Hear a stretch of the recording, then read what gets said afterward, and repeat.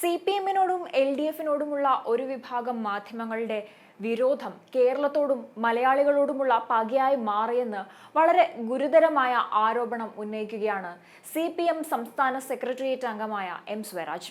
വയനാട്ടിലെ പുനരുജ്ജീവനത്തിന് ഇടംകോലിടാനും കേന്ദ്ര സഹായം മുടക്കാനും ലക്ഷ്യമിട്ട് മാധ്യമം നുണപ്രചാരണം നടത്തുന്നു എന്ന ആരോപണം ഉന്നയിച്ചുകൊണ്ട് CPM ജില്ലാ കമ്മിറ്റി സംഘടിപ്പിച്ച ബഹുജന കൂട്ടായ്മ ഉദ്ഘാടനം ചെയ്യുകയായിരുന്നു M. സ്വരാജ്.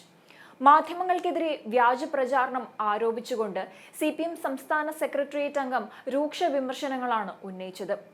മനുഷ്യർക്ക് ചിന്തിക്കാൻ കഴിയാത്ത ക്രൂരതയാണ് ഒരുപറ്റം മാധ്യമങ്ങൾ നടത്തുന്നത്. ഒരിക്കൽ മാധ്യമ പ്രവർത്തനം സത്യസന്ധതയുടെ ചരിത്രമായിരുന്നു. എന്നാൽ ഇന്ന് മനുഷ്യർ ഇങ്ങനെയൊക്കെ ചെയ്യുമോ എന്ന് സംശയിക്കേണ്ട അനീതി മാധ്യമങ്ങളിൽ നിന്ന് ഉണ്ടാകുന്നുവെന്ന് M. സ്വരാജ് പറഞ്ഞു. കൂടാതെ അന്ധമായ CPM വിരോധം കേരളത്തോടുള്ള പകയായി മാറുന്നുവെന്നും കേരളത്തിന് അംഗീകാരങ്ങൾ ഉണ്ടാകുമ്പോൾ അത് മൂടിവെക്കുകയും സംസ്ഥാനത്ത് ദുരന്തങ്ങൾ ഉണ്ടാകുമ്പോൾ അത് ആഹ്ലാദിക്കുന്നവരുമായി ഒരുപറ്റം മാധ്യമങ്ങൾ മാറിയെന്നും അദ്ദേഹം കുറ്റപ്പെടുത്തി. ഉരുൾപൊട്ടലിനെ തുടർന്നുള്ള നഷ്ടപരിഹാരത്തിനായി സംസ്ഥാന സർക്കാർ നൽകിയ നിവേദനത്തിന്റെ പേരിൽ പച്ചക്കള്ളമാണ് പ്രചരിപ്പിച്ചത്. ഇത് മലയാള മാധ്യമ ചരിത്രത്തിലെ മാപ്പർഹിക്കാത്ത ക്രൂരതയായി വിലയിരുത്തപ്പെടും. ഇത്തരം പച്ചക്കള്ളം പറഞ്ഞ മാധ്യമ പ്രവർത്തകരുടെ പേരിൽ എന്തെങ്കിലും നടപടിയെടുത്തതായി കേട്ടിട്ടില്ല എന്നും മാധ്യമപ്രവർത്തകർക്ക് പറ്റിയ പിശകോ കയ്യബദ്ധമോ അല്ല, മറിച്ച് കേരള വിരുദ്ധ പദ്ധതിയുടെ ഭാഗമായ ഗൂഢാലോചനയായിരുന്നു പച്ചക്കള്ളം പ്രചരിപ്പിച്ചതിന് പിന്നിലെന്നും അദ്ദേഹം പറഞ്ഞു. എന്നാൽ മാധ്യമങ്ങൾ പ്രചരിപ്പിച്ചത് തെറ്റെന്ന് ബോധ്യപ്പെട്ടപ്പോൾ ഒരു മാധ്യമങ്ങളും തിരുത്തിയില്ല. പ്രളയം ഉണ്ടായപ്പോൾ ഡാമുകൾ മണിയാശാൻ തുറന്നുവിട്ടു എന്ന് പ്രചരിപ്പിച്ചു. CMDRF-ലേക്ക് പണം നൽകരുതെന്ന് പ്രചരിപ്പിച്ചു. എന്നാൽ മലയാളികൾ ഒന്നിച്ചു നിന്നു. കേന്ദ്ര സഹായത്തിനായി മലയാളികൾ ഒന്നാകെ കാത്തിരിക്കുകയാണ്. എന്നാൽ ഇതുവരെ ലഭിച്ചിട്ടില്ല.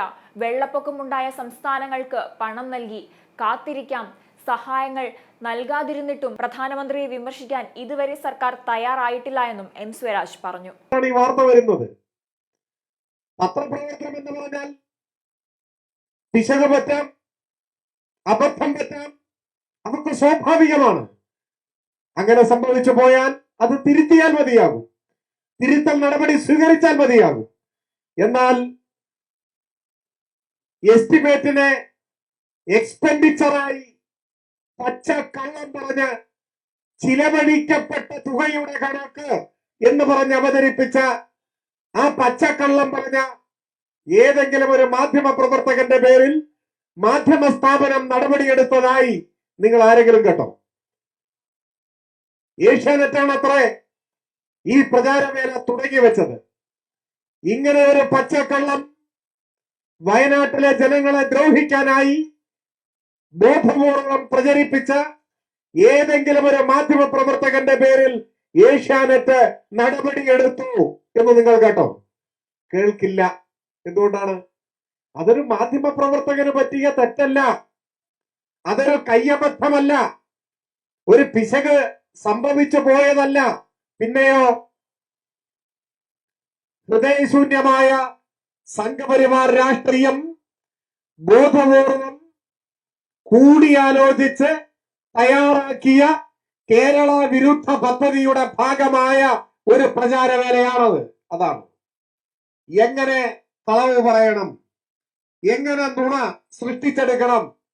കേരളത്തിലെ പ്രമുഖ മാധ്യമങ്ങളിൽ പലതും ഇപ്പോൾ നുണ ഫാക്ടറികളാണ്.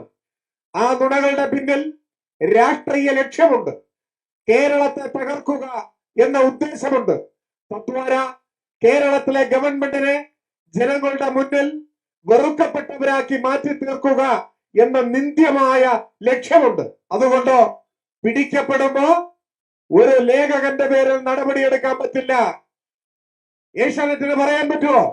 ഇതാ ഞങ്ങളുടെ ഇന്ന റിപ്പോർട്ടർക്ക് പറ്റിയ ഒരു അബദ്ധമാണ്, അയാൾ അക്ഷരാഭ്യാസം ഇല്ലാത്തവനായി പോയി, എസ്റ്റിമേറ്റ് എന്ന് കേട്ടപ്പോ എക്സ്പെൻസ് എന്ന് തെറ്റിദ്ധരിച്ചു, അതുകൊണ്ട് മാപ്പാക്കണം, ഞങ്ങൾ ഇയാളെ സസ്പെൻഡ് ചെയ്തു. പറയാൻ പറ്റില്ല. കാരണം എന്താ? ഇതൊരു മാധ്യമ പ്രവർത്തകന്റെ കയ്യബദ്ധമല്ല, ഇത് വായിച്ചപ്പോ മനസ്സിലാവാതെ പോയതല്ല, ഇത് വിവരമില്ലാതെ ഏതെങ്കിലും ഒരു മാധ്യമ പ്രവർത്തകന് സംഭവിച്ചു പോയ പിശകല്ല. പിന്നെയോ മാധ്യമ മുതലാളിയുടെ നിർദ്ദേശപ്രകാരം, മുതലാളിയുടെ നിർദ്ദേശം എവിടുന്നുണ്ടായി? അതും ഒരു ഉൾവിളിയാലെ ഉണ്ടായതല്ല. കുറച്ചു നാളുകൾക്ക് മുൻപ് കോഴിക്കോട് വെച്ച് കേന്ദ്രമന്ത്രി അനുരാഗ് ഠാക്കൂർ ഒരു യോഗം വിളിച്ചു ചേർത്തു. ഏതാണ് യോഗം?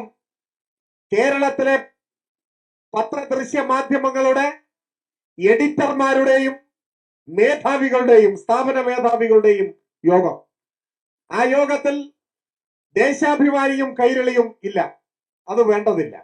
എന്താ കാരണം? RSSനോട് യോജിച്ചു പോകാൻ മാനസികമായി സന്നദ്ധരായവരുടെ യോഗം. അങ്ങനെ ആവാത്തവർ കേരളത്തിൽ ഈ വിരലുണ്ടാവുന്ന മാധ്യമങ്ങളേ ഉള്ളൂ. നമ്മുടെ പ്രമുഖ മാധ്യമങ്ങൾ എന്ന് പറയുന്നവരെല്ലാം ആ ക്ഷണം സ്വീകരിച്ചു പോയി. ആ യോഗത്തിൽ പങ്കെടുത്തു. കേന്ദ്രമന്ത്രിയുടെ സൽക്കാരം സ്വീകരിച്ചു. സൽക്കാരത്തിന് ശേഷം കേന്ദ്രമന്ത്രി പ്രസംഗിച്ചപ്പോൾ പറഞ്ഞു അത്രേ, കേരളത്തിൽ മാത്രമാണ് കേന്ദ്ര സർക്കാരിന്റെ നയങ്ങളെ വിമർശിക്കുകയും എതിർക്കുകയും ബദൽ നിലപാടുകൾ മുൻപോട്ട് വയ്ക്കുകയും ചെയ്യുന്ന ഒരു സംവിധാനമുള്ളത്. അദ്ദേഹത്തിന്റെ ഭാഷ വേറെയാണ്. അദ്ദേഹം പറഞ്ഞത് രാജ്യത്തിന്റെ പൊതുവായ താല്പര്യങ്ങളോട് ചേർന്ന് നിൽക്കാത്തത് കേരളം മാത്രമാണ്. ഇതാണ് അത്രേ അദ്ദേഹം പറഞ്ഞത്.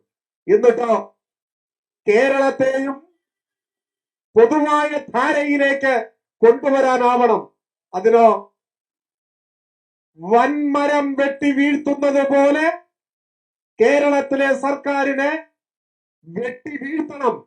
അതിന് ഞങ്ങൾക്ക് നിങ്ങളുടെ എല്ലാം സഹായം വേണം. ഇതാണത്രേ കേന്ദ്രമന്ത്രിയുടെ പ്രസംഗം. ആ പ്രസംഗം കേട്ട് പഞ്ചപുച്ഛമടക്കി അവൻ തന്ന ചായയും കുടിച്ച് ആ ദൗത്യം ഹൃദയത്തിൽ ഏറ്റുവാങ്ങി മടങ്ങി നമ്മുടെ മാധ്യമങ്ങൾ. അവിടെ നിന്ന് ആരംഭിച്ചു കേരളത്തിനെതിരെ നിരന്തരം നുണകൾ പ്രചരിപ്പിക്കുക, അടിസ്ഥാനരഹിതമായ പ്രചാരവേല കൊണ്ടുവരിക. കേരളത്തിലെ ഗവൺമെന്റും ആ ഗവൺമെന്റിന് നേതൃത്വം കൊടുക്കുന്ന പാർട്ടി CPIM-ഉം ആ പാർട്ടിയുടെ മുഖ്യമന്ത്രി പിണറായിയും കേരളത്തിൽ ഏറ്റവും വെറുക്കപ്പെട്ടവരും വെറുക്കപ്പെട്ടതുമാക്കി മാറ്റുന്നതിന് ആവശ്യമായ ഹീനമായ പച്ച കള്ളങ്ങൾ നിരന്തരം പ്രചരിപ്പിക്കുക. ഏറ്റവും നല്ല കള്ളം പ്രചരിപ്പിക്കുന്നവരെ കേന്ദ്രം വേണ്ട വിധത്തിൽ പ്രോത്സാഹിപ്പിക്കും. ആ പ്രോത്സാഹനം ഏറ്റുവാങ്ങി വീണ്ടും ആ പ്രചാരവേല തുടരും. അങ്ങനെ രൂപപ്പെടുത്തിയെടുത്തൊരു കള്ളമാണ് എന്ത്? സാമാന്യ മനസാക്ഷിയുള്ള ഒരാൾ ഇങ്ങനെ ഒരു പ്രചാരവേല കേൾക്കുമ്പോ വല്ലാതെ രോഷാകുലരാവില്ലേ? നമ്മുടെ സഖാക്കൾ പോലും, ഏത് നീതിബോധമുള്ള മനുഷ്യനും പൊട്ടിത്തെറിച്ചു പോവില്ലേ?